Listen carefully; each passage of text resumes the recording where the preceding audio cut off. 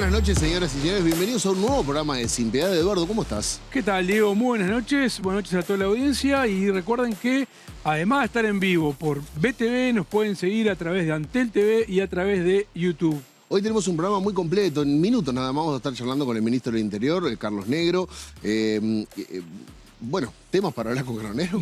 Muchísimos temas. Vamos a hablar de la interpelación que pasó, que dejó muchas cosas. Pero bueno, hoy también arranca un plan que es el Plan Más Barrio en el Cerro Norte. Hay una cantidad de actividades del Ministerio del Interior que vamos a estar charlando.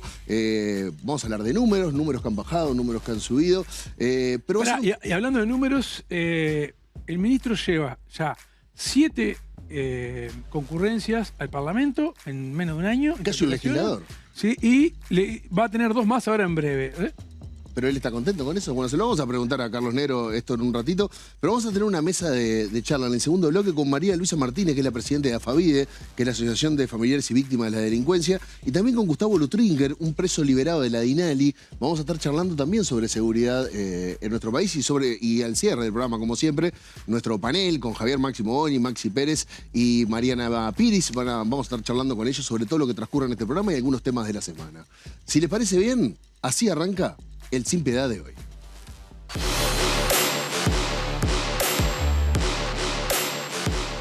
¿Se acuerdan cuando nos decían de sensación térmica? Estaba todo bien y solo se había creado una falsa sensación.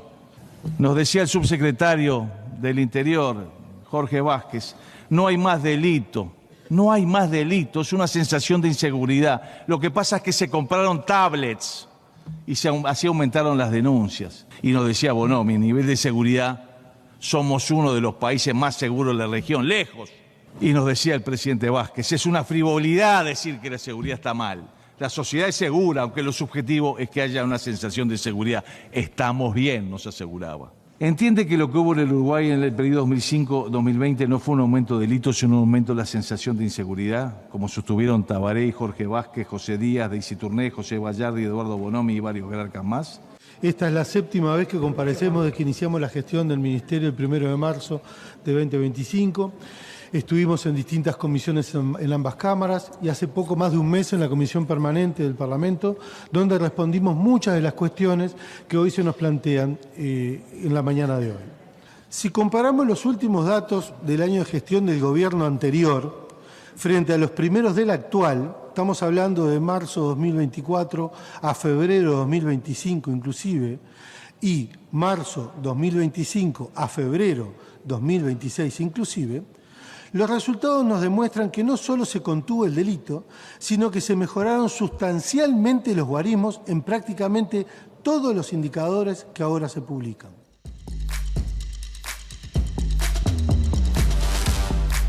Bien, estamos en vivo en la pantalla de TV y a través de YouTube para todo el país y para todo el mundo. Y es un placer recibir al ministro del Interior, Carlos Negro.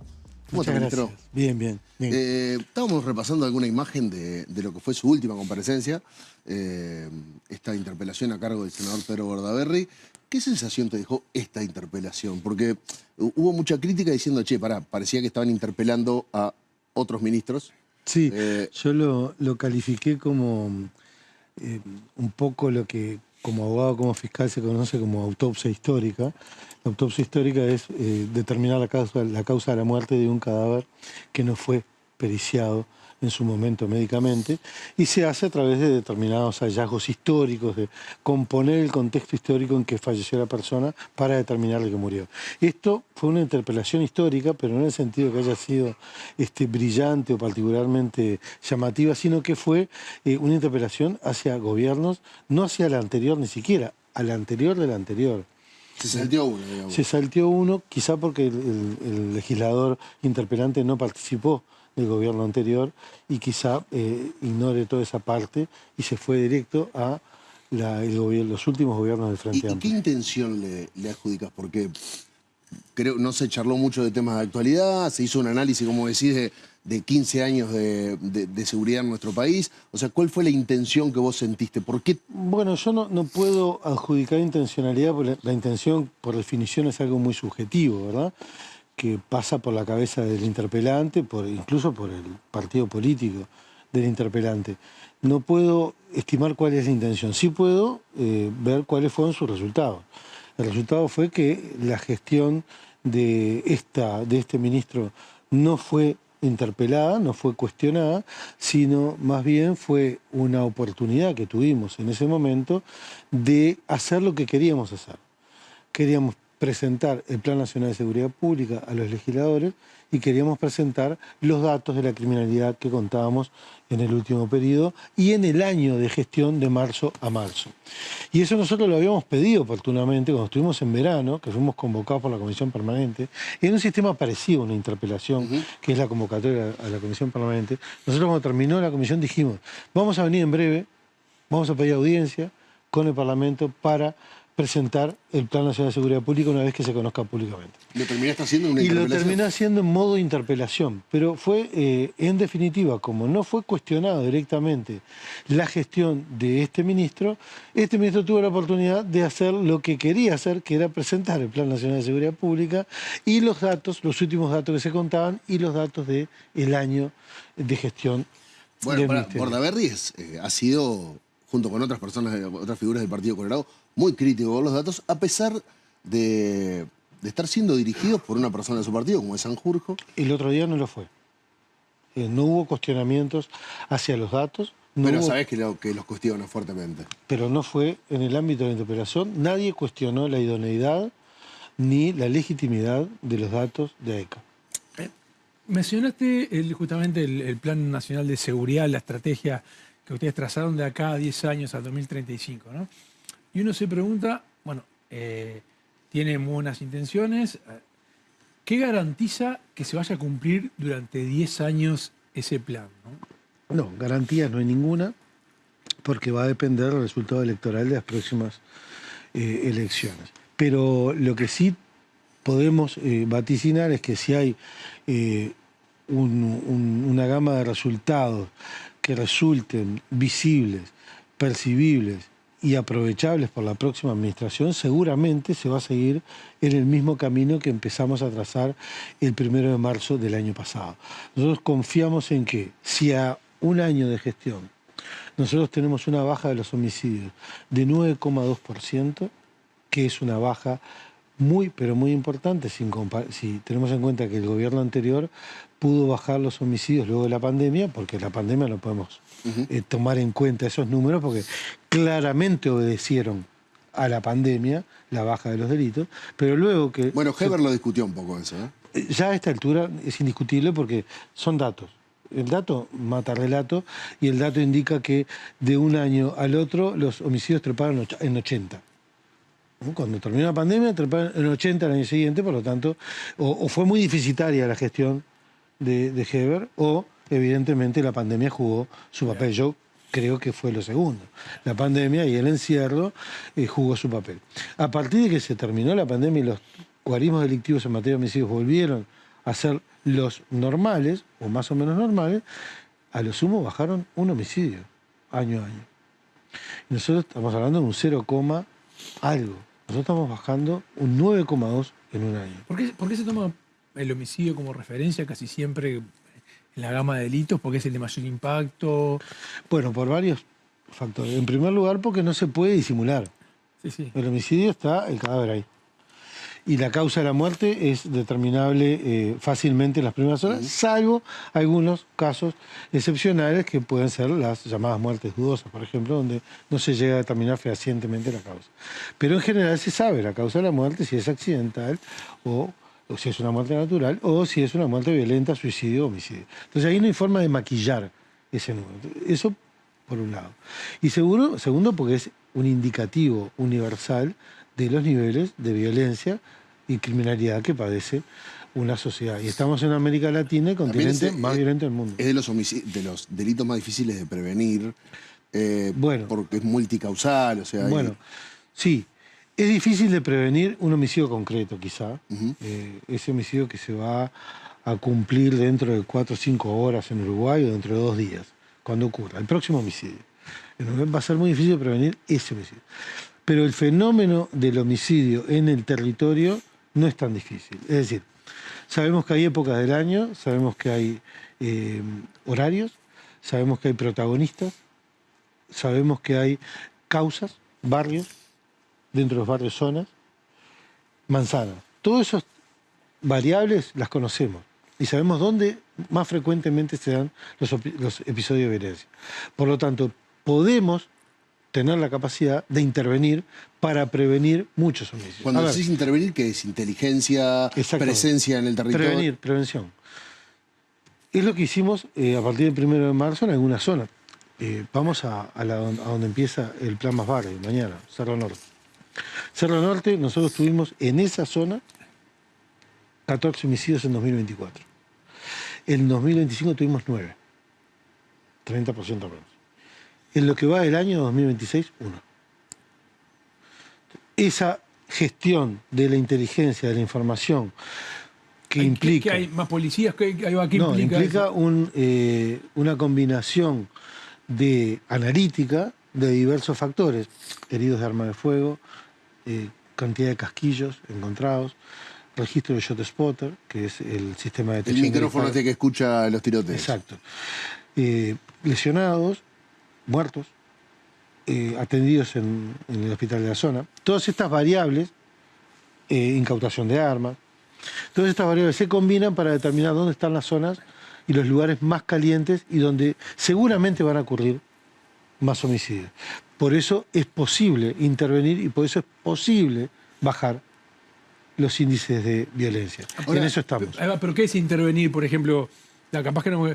Bueno, nosotros estamos presentes. Toda la estrategia, ¿verdad? Estamos presentes en la zona con este tipo de policiamiento y adelantándonos algunos episodios desde el 1 de marzo del año pasado. No es desde ahora. Los resultados empiezan a dar, ya te digo, en el último año hubo 9 homicidios frente a 14 el año anterior. Bueno, esa fue una crítica que le hicieron a su gestión. Que era, desperdiciamos un año. Demoró un año, ¿qué se estuvo rascando un año y presentó el plan ahora? Pero, lo aprovechamos. Lo aprovechamos, lo dicen las cifras que presentamos en la interpelación. Bien, y no hay una autocrítica ahí en cuanto a la comunicación, que es una crítica que se ha hecho en varios sectores del gobierno. Che, si hace un año que están trabajando, ¿por qué no nos enteramos? Bueno, yo creo que... capaz que no es tu responsabilidad. No, claro, no. Pero bueno, cuando uno hace las cosas en esta política moderna, tiene que siempre... A ver, el problema es que cuando uno quiere presentar, y ustedes como periodistas lo saben, cuando uno quiere presentar cosas buenas o buenos resultados, enfrenta la dificultad de que lo que vende, lo que es más marketinero es lo malo.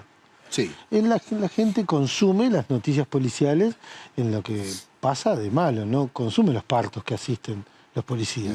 Es un parto que asiste el policía cada tanto que la gente lo ve como un hecho heroico, si se quiere que lo es. En general consume las malas noticias y eso es lo que vende en Uruguay y en todas partes del mundo. Entonces es difícil vender buenos resultados desde la seguridad. No me pasa a mí, a este ministro o a este ministerio. Le pasa a cualquier ministerio en cualquier parte del mundo.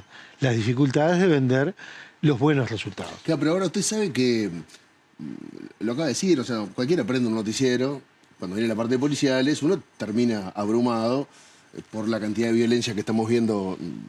Aparte la vemos compactada. O sea, muchas veces, durante mucho tiempo, en el mismo día. Cosas que pasan acá, cosas que pasan en otro lado, todo entreverado. Y después yo veo los números que vos me das, que decís, che, bajó 7% de los homicidios. ¿Vos creés que es suficiente con esas cifras? O sea, para tranquilizar a la gente, para llevarle una sensación de, che, ¿estamos mejor en seguridad? No, mira, la última encuesta del INE, entre varios aspectos destacables, uno son la cantidad de delitos cometidos en la encuesta, que ese es otro resultado, pero que es muy favorable para el Ministerio, pero igual me quiero referir a lo que es menos favorable. Dice que hay un 40% de la gente que se percibe segura o muy insegura. Del otro lado del vaso de agua está el 60% que se siente seguro y muy seguro. Pero yo me quedo con el 40%. Hay un 40% de personas. Es mucha gente. Es mucha. Sé que igualmente si fuera un 10%, igual la noticia no sería el 90%, sino que sería el 10%. Pero en este caso el 40% es un porcentaje que nos preocupa porque no, es como tú decís, no se llega a percibir por la población la mejora. Y es natural porque la mejora es de un año de gestión, acá no hay magia, no vinimos a prometer soluciones mágicas, nunca lo hicimos, nos propusimos metas, planes, ejes prioritarios, pero no prometimos ni metas de bajas de tantos porcentajes en los delitos, ni terminar con algún delito. No, en la gestión tenemos, por ejemplo, que las estafas se han reducido según el INE, que mide delitos, no denuncias, mide delitos, no denuncias, en un 30 y pico %, en un año, que venían subiendo año a año sin detenerse. Bueno, bajaron. Este año bajaron, y bajaron muy sensiblemente. Pero la gente lo está percibiendo y quizá la totalidad de la gente no lo está percibiendo. Bueno, y ahí estamos preocupados nosotros para lograr cada vez mejores resultados para que la gente empiece a percibirlo. Ahora, una de las puntas de este plan de esta estrategia, este plan, es que está basado en evidencia, lo repiten mucho. Hablan mucho de ciertos lugares técnicos, hasta académicos, vinculados a la ciencia aplicada al delito. ¿A qué se refieren específicamente? Porque es una de las partes que nos cuesta entender, porque el Ministerio del Interior históricamente también tuvo mucho de, no voy a decir, como de arengas o de la mano dura, más eslogan, mano dura con la delincuencia, no sé cuánto. Ahora, bueno, se armó lío con esto de liberar presos. O sea, siempre estamos acostumbrados, se acabó el recreo. Las frases hechas, apoyo a la policía. El apoyo a la policía. Liderazgo. Muchos ministros del Interior terminan siendo como una especie de policías. Sí, algunos incluso se vestían de policías. Sí, que eso serlo. Sabemos que no cayó muy bien. Bueno, pero ese tipo de comunicación, ese tipo de gestualidad para construir un relato de apoyo a la policía, porque eso es un relato de apoyo a la policía. Pero pega, llega, ¿no? No lo sé. No estoy tan seguro de que la fuerza policial se conforme con eso. Nosotros hicimos un convenio con todos los sindicatos policiales que redundó en mejoras salariales, preocupación por la salud mental de los policías y con todos los sindicatos. Es un convenio histórico, nunca se celebró. Me parece que los policías valoran mucho más un convenio colectivo de esas características que una arenga o una pintada. Por eso creo que el apoyo a la policía se da en los hechos. Hoy presentamos a 50 nuevos estudiantes de la Escuela de Policía que se van a especializar en cibercriminalidad. 50. Nosotros ya tenemos una dirección de cibercrimen que está muy bien formada y muy capacitada, y la prueba está con los resultados que está obteniendo. Ahora vamos a poner 50 personas más a trabajar en forma especializada en la dirección. Eso es apoyar a la policía. 250 cadetes empezaron hoy. Cadetes quiere decir muchachos que dentro de 3 años van a ser oficiales de policía. ¿3 años en la formación? Sí, más 1 año de especialización. Primer año de la formación lo comparten los oficiales con lo de la escala básica, hecho inédito. Vale decir, un estudiante que empieza a ser estudiante de escala básica, cuyo objetivo es ser agente, es el agente de policía. Bien. Lo que antes duraba 3 meses y medio. Ahí va, que era la escuela departamental. Completa, no, 3 meses y medio. Era la escuela departamental de policía, que el curso todo era el curso 3 meses para y agente medio, de policía duraba 3 meses y medio. Ahora va a durar 1 año. Ahora va a durar 9 meses. 9 meses, sí. Que es un año lectivo. Un año lectivo. Pero ¿por qué podemos hacer esto? Porque si nosotros lo hiciéramos porque sí, estaríamos perdiendo capacidad de efectivos, cantidad de efectivos, porque si estiramos la educación, tardamos más. Si tardamos más en volcar policías a la calle. ¿Cómo lo logramos? Lo logramos reduciendo, desde que se anotan el llamado hasta que ingresan al curso, eso insumía en el periodo anterior 280 días. Nosotros eso lo llevamos a 80. Tenemos 200 días, 6 meses, que en vez de dedicarlos a los trámites, los dedicamos a la formación de policía. Entonces el policía ahora ingresa con 9 meses de formación. ¿Y qué se agregó? Esto no lo tenemos acá, y pero podría seguir estudiando y recibirse de oficial de policía. ¿Puede enganchar, puede seguir estudiando? Porque el primer año lo comparte. Claro. Pero ahora, me decís que a la escala básica, la gente de policía, que nos cruzamos todo el día en la calle, los que están patrullando, se les agregó 6 meses de formación. Sí. ¿Qué se le agregó? ¿Qué aprenden nuevo? O sea, ¿en dónde se puso el foco, digamos? Se pone en la vocación de cada estudiante. Los estudiantes, como toda carrera, yo soy abogado, me gustaba el derecho penal, a otros el derecho civil, comercial, etc. Bueno, a los policías lo mismo. A algunos les gusta investigar, a otros les gusta la cibercriminalidad, a otros les gusta la criminalística, o sea, las ciencias criminales, policía científica. Cada uno tiene su inclinación y vocación. Ahora tienen la oportunidad de desarrollarla. Cuando salen egresados, ya tienen una formación especializada donde volcar esos conocimientos y su trabajo. ¿Cuáles zonas están identificadas más? Y la praxis, que es fundamental. La práctica, claro. Disculpame, Eduardo, pero salir de la escuela de policía sin ningún tipo de práctica a la calle es un riesgo para el policía y para el público, y para el ciudadano. estos policías que están egresando, ya empezaron a egresar con los 6 meses del año pasado, ahora van a ser 9, salen con praxis, salen habiendo practicado el oficio de policía en las calles. Acompañados por policías. Acompañados por sus superiores. No, yo te iba a preguntar, ¿cuáles son los territorios que tienen identificados como más conflictivos, ¿no? Y si el plan contempla, bueno, están ahora con el Cerro Norte, ¿qué otras zonas, digamos, pueden considerarse como más conflictivas? Mira, yo no te quiero dar el listado el de listado, zonas, porque aparte Es estigmatizar. no me gusta, digo, porque los lugares de alta criminalidad son muy ¿Cambiaron en pequeños. este tiempo? ¿Se rotó? Más o menos se mantienen, pero son muy pequeños en términos territoriales, en kilómetros cuadrados. Son pequeños. En Montevideo es menos de un 1%, un 0,5% del territorio de De todo el Montevideo territorio. que padece esta problemática. No sé nada de estrategia policial, pero ¿no lo hace más sencillo eso? Bueno, permite trabajar de forma más focalizada y por eso el policiamiento inteligente. Pero para determinar eso, tú tenés que hacer ese policiamiento, ese análisis que hablábamos hoy. Tenés que hacer esa analítica. Tiene medios tecnológicos, inteligencia artificial, tiene una serie de herramientas que permiten hacer esta focalización. Pero son territorios pequeños que uno de repente dice, para decirte un barrio cualquiera, mi barrio, buceo. No es todo el buceo que es enorme, es de repente una manzana. 4 cuadras, sí, o 2 manzanas en el buceo que son particularmente pero hay que identificarlas. calientes. Pero hay que identificarlas y actuar ahí. Tenemos identificadas aproximadamente 21. Son en Montevideo. En el área metropolitana. En el país. En todo el país. En todo el país. Ahora, otro tema central que marca la cotidianeidad, por lo menos también de lo que es la opinión pública, es el tema del narcotráfico. Recién decías que, bueno, la policía hoy por hoy, el ministerio tiene herramientas nuevas, inteligencia artificial, hablamos de una cantidad de mecanismos académicos, pero siempre está eso en la calle de que, che, el narco mirá que va un paso adelante, si la policía tiene esto, el narco ya tiene algo mejor. Y una de las cosas que ustedes prometieron en el plan, es desarticular redes y perseguir el dinero. Y las preguntas son dos. ¿Qué capacidad real tiene hoy el Estado de seguir este flujo de dinero? ¿Y qué opinás de lo que creo que fue ayer que lo vimos a Gabriel Pereira con De Posada, donde él aseguraba que en Uruguay no hay lavado?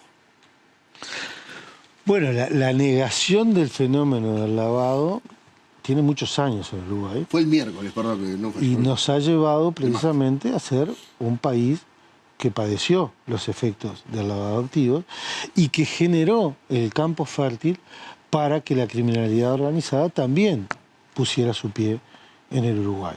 Esto no es un fenómeno de hoy ni del gobierno pasado, esto viene hace muchos años, donde la tensión que se genera entre la inversión de capital y el control del capital, que siempre se tensionan porque mayor control, menos ingreso de capital, y a menor control, mayor flujo.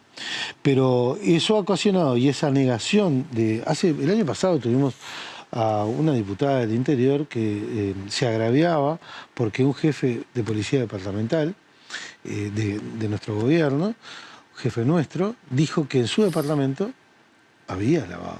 Cierto. Y que había que investigar, y que como jefe de policía estaba preocupado y le iba a investigar.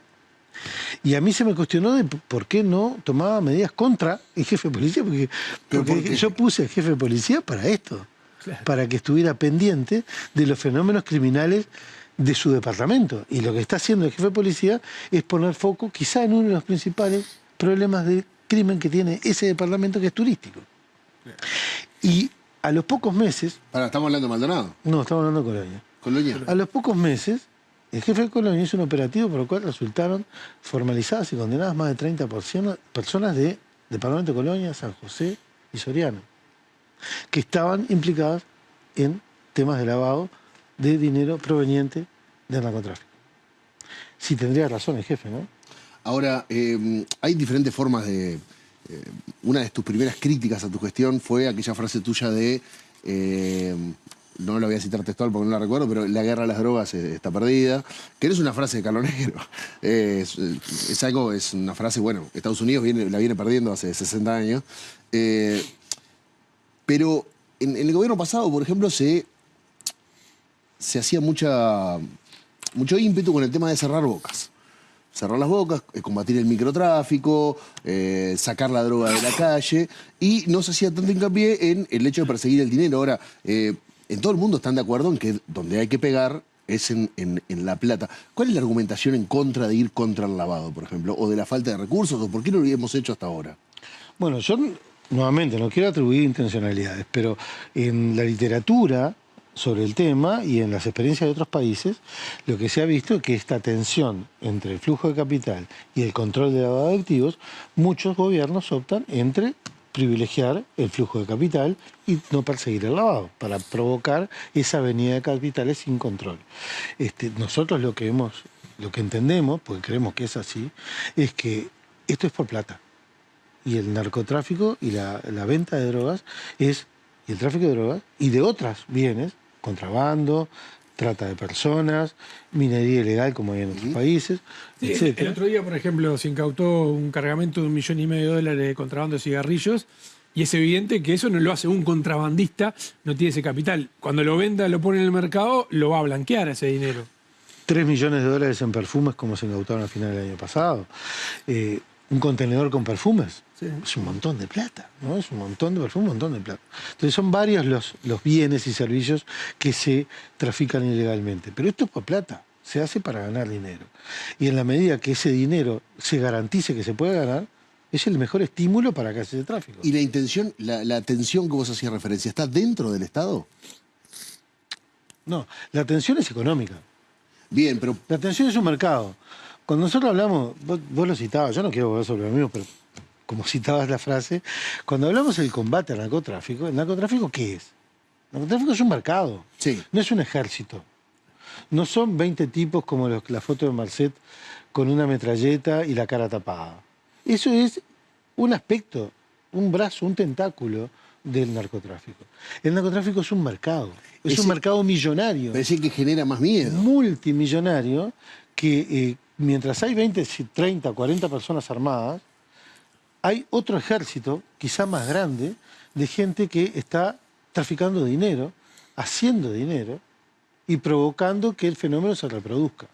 Si nosotros solamente vamos a atacar militarmente a los 20 que están armados, este ejército de millonarios, contadores, escribanos, abogados, empresarios, financistas, bancos, etcétera, va a seguir acumulando riqueza y va a generar otro ejército armado. Porque el ejército eso armado... seguramente no estará en las 21 zonas conflictivas eso que te iba a están en el decir, país. capaz el ejército armado está en las zonas más conflictivas, que es más visibles a los ojos de la población, y el otro ejército... El otro está en un barrio privado. Exacto, en la zona costera. Entonces, si nosotros nos conformamos con una persecución únicamente militar, como esto ya ocurrió en nuestros países de América Latina, lo que estamos generando es colapsar el sistema de justicia, la violencia en la sociedad, la generación de más violencia de parte de los grupos criminales para contrarrestar estos ataques armados, y lo que hacemos es llenar de sangre el país. Y no vamos a ganarle la guerra al narcotráfico. ¿Y no habría que poner más foco en vez de las 21 zonas, en las otras zonas también? No, pero eso no se hace en un control territorial. No se hace con allanamientos. Se hace con una persecución de los flujos de dinero. Con una persecución inteligente. ¿Tenés la capacidad inteligente. de hacerlo? No, sí, Uruguay tiene. Uruguay tiene muy buenos equipos para perseguir el lavado de activos. Ahora, hablaste de... Bueno, ayer fue condenado una persona que fue encontrada o culpable de tener una camioneta con $30.000 adentro. Y armas de guerra. Y 3 armas de asalto. Claro, que pertenecen aparte a la operación que terminó con la captura de Fernández Albín. Que es uno de los principales brazos logísticos del narco Sebastián Marcet, ¿no? En Uruguay, o es considerado, al menos, o han investigado, ¿no? Fernández Albín como uno de los principales operadores logísticos, incluso de blanqueo de dinero en Uruguay, ¿no? Sí, yo no hablo de lo que no tengo evidencia, y como aún la evidencia no está, porque si no estaría perseguido o con orden de captura por Uruguay Marcet, y no lo está, hay elementos que indican un nexo, pero no puedo hablar más que eso. Hablando de eso, ahí va, hay elementos que indican un nexo. La justicia de Estados Unidos pidió colaboración a Uruguay, ¿no? Sobre Marcet. ¿Se le envió material? ¿Qué se le envió? Nosotros estamos colaborando permanentemente con Estados Unidos y con todos los países de la región, con todos los países que nos pidan colaboración en materia de persecución criminal, como nosotros la damos a los demás países. Pero principalmente sobre Marcel, que mandaron información. Son información que yo no puedo dar porque No es te va a información decir, la verdad. policial. Bueno, él lo intenta permanentemente. Carlos, te hacemos una de las últimas. Recién hablabas de grupos armados, hablaste de este hombre que lo capturaron en el Parque Rubel con mucho dinero en efectivo, con armas de guerra. Las fotos eran metralletas, o sea, armas muy importantes. ¿Qué pasa con las armas en nuestro país? ¿Por dónde ingresan? No solamente las armas, las municiones. O sea, estamos permanentemente escuchando, se encontraron 30 casquillos, 50 casquillos, ráfagas de metralleta en los barrios. O sea, el problema de las armas es muy, muy, muy grave. Lo señalamos como uno de los ejes de preocupación que tenía el país cuando asumimos. La proliferación de armas ilegales entre la población civil. ¿Por dónde entran? Se calcula que es el doble de las que están registradas. O sea que Entrar en arma es muy fácil. Hay perros que huelen droga. Sí. Pero no hay perros que huelan armas porque el metal no tiene olor, para empezar. Bueno, entonces, el ingreso de armas al país con fronteras como las que tenemos nosotros. ¿Que entran por Brasil? Pero tenemos frontera seca con toda la frontera con Brasil. Sobre todo salen hacia Brasil. Pero pueden entrar. Porque esto es un problema de negocios ilegales. Entonces depende cómo le sirva a la criminalidad el que vaya a armas a Brasil o el que venga. Las armas son más caras en el mercado negro brasilero y hay mucho trasiego hacia allá. Pero entran por la Argentina, son más baratos. Tenés kilómetros y kilómetros de río y del otro lado tenés frontera seca, donde no hay nada que divida un país con otro. Y un arma es un elemento relativamente chico, se puede entrar incluso desarmado por parte. Y un arma tiene un poder de fuego impresionante, pero de daño impresionante. Pero además están las municiones. El arma sin municiones no tiene sentido. No sirve para nada, es un objeto contundente y más nada. Un martillo, en todo caso. Pero las municiones no tienen ningún tipo de regulación en Uruguay. Se pueden comprar todas las municiones que se quieran. Se pueden importar todas las municiones que se quieran. ¿Están pensando en cambiarlo? Estamos trabajando en eso. ¿Pero qué van a hacer respecto Tenemos a una eso? reunión con la bancada del Frente Amplio la semana que viene sobre este tema y estamos ya avanzando en esto. Ministro, tenemos que terminar. La última. Dejar ir a descansar que mañana... Si dentro de 5 años los indicadores de violencia no han mejorado, ¿no? ¿Vos considerás que este plan fracasó? ¿Quién asume la responsabilidad política? Y la responsabilidad política de la conducción de la política de seguridad es del gobierno que es electo para eso. Nosotros estamos en este cargo para cumplir con el encargo del presidente de la República, que es mejorar los niveles de seguridad del país y fundamentalmente los niveles de violencia del país. Entonces vamos a dejar todo lo que tenemos para lograr el objetivo y estamos confiados que tenemos un gran equipo de directores, un gran equipo de académicos, asesores y tenemos sobre todo un equipo policial que es realmente de primera división. Yo no sé si el país tuvo alguna vez un equipo de policía como los que tiene el Uruguay ahora. Ministro Carlos Negro, muchas gracias por estar con nosotros.